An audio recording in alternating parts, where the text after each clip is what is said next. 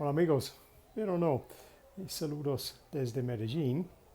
Hoy les voy a mostrar una idea para ayudar a ustedes para mejorar um, tu comprensión y tu habilidad en la lengua. Este es para escribir, para utilizando una palabra clave para escribir una parágrafo. Y cada oración en el parágrafo es un poco más complicado en sentir, en contenido, pero siempre utilizando la misma palabra clave en el centro. So, eso es para buscar por muchas diferentes veces. Puedo utilizar la palabra, distintas expresiones y también para cambiar expresiones con tiempo. De esta forma. Listo. Pero vamos a demostrar. Okay, so today I'm going to show you a way that I try and use to help me with my Spanish, to help me improve the way I understand the words, how they work. It's a way of helping you to write a dialogue to help you practice ultimately reading aloud, but also to practice different expressions using the same word.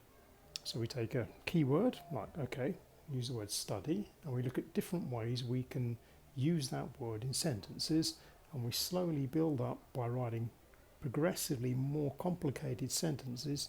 We build up to a longer paragraph, each sentence of which contains the word study in some way, but perhaps expresses something slightly different each time, and hopefully a bit more complicated each time.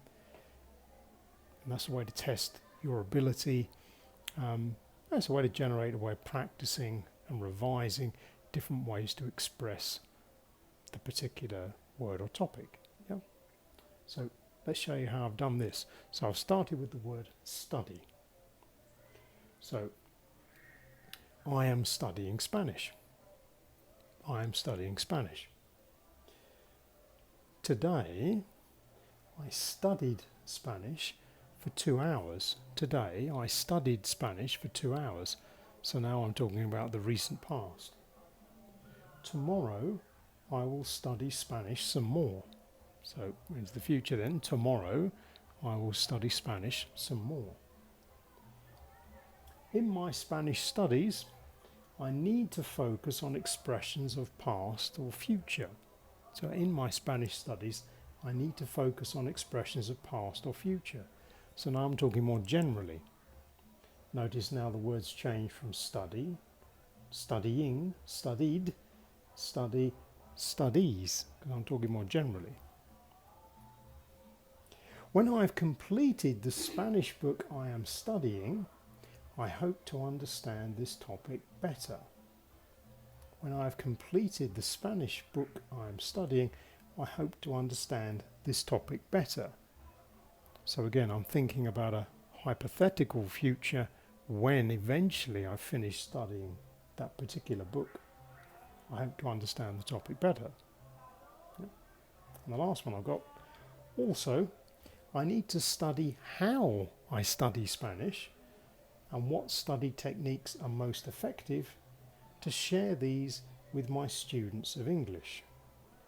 So also, I need to study how I study Spanish and what study techniques are most effective to share these with my students of English.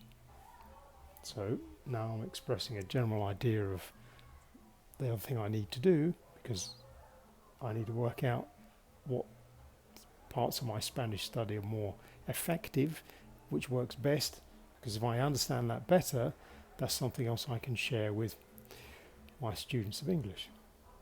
So there we go.